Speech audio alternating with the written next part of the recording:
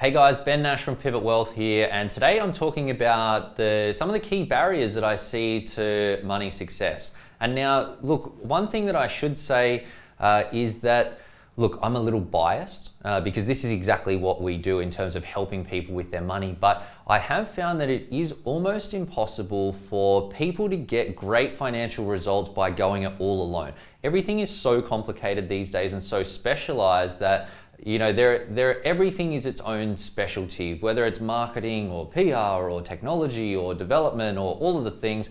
Money is one of those things. I was doing some research recently, and there are like 10,000 different investment options in Australia. There are hundreds of super funds, hundreds of different options, all these different ideas around strategies and different types of investments and property and all of the things. So I found that it is very difficult for anyone to go it alone unless they've got a financial background and a lot of time that they want to dedicate to this, or unless they're super passionate about money, and in addition to that they're prepared to maybe lose a bit of cash through trial and error and spend a fair bit of their time in doing it, which I'm sort of geek out on that sort of stuff, but I think that for most people that's not really where a lot of the passion lies. Maybe that's reflective of the people that I speak to, but look, anyway, back to the barriers for money success that I see is the first is that I see that people don't want to pay for good advice. And financial advice as an industry has historically been fairly sort of conflicted in terms of the models. We're seeing a lot of stuff off the Royal Commission where the banks and using financial advice as a distribution arm for financial products, whereas for a lot of young people in particular, the best advice and strategies is really not linked to products. But if you go out looking for advice based on the cost, it can force you to, it can lead you to use a shitty advice model, essentially, where there's conflicted payments or hidden agendas and you're getting pushed down a particular path. Now, I mentioned in another video that we can produce a financial plan for next to nothing,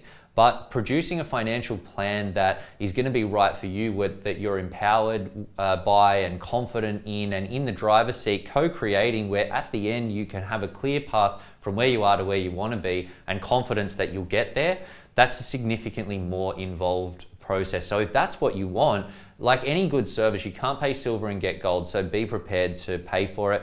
The other thing is that, I suppose the conflicted fee models is a big part of this as well, that sometimes people, if they haven't sought advice before, when they speak to an advisor, they don't ask all the questions that they should about how they're getting paid and what the different sort of implications of that are. Where in the cold light of day, if you understand that there are sales commissions and other fees, then you can see how that might influence the advice that you're getting too. So my tip for that would be to ask the questions up front so that you're clear before you get too far down the path that how the person that you're working with is getting paid. And one of the other big barriers that we see to financial success and jumping into a financial planning process is that people, they don't know what their financial plan is going to look like at the end of the process.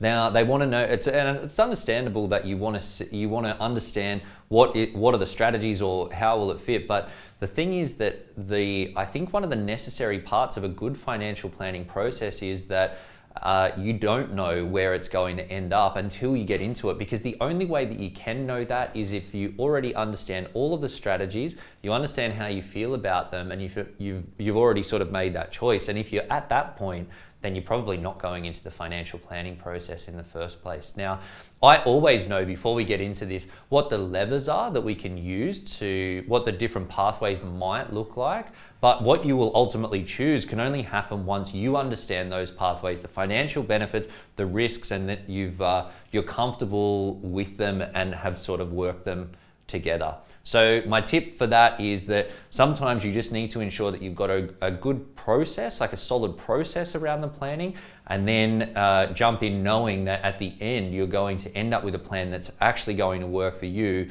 but is really based on you. The other barrier that I see is really just the urgent versus important. And money is something that's really, really important, but it's never really urgent. So it's easy to let your day-to-day sort of get in the way, and it gets pushed on the back burner, and time goes on. But what really happens is that you're missing the opportunity to be getting better results. So my tip for that is that you need to prioritize your financial success.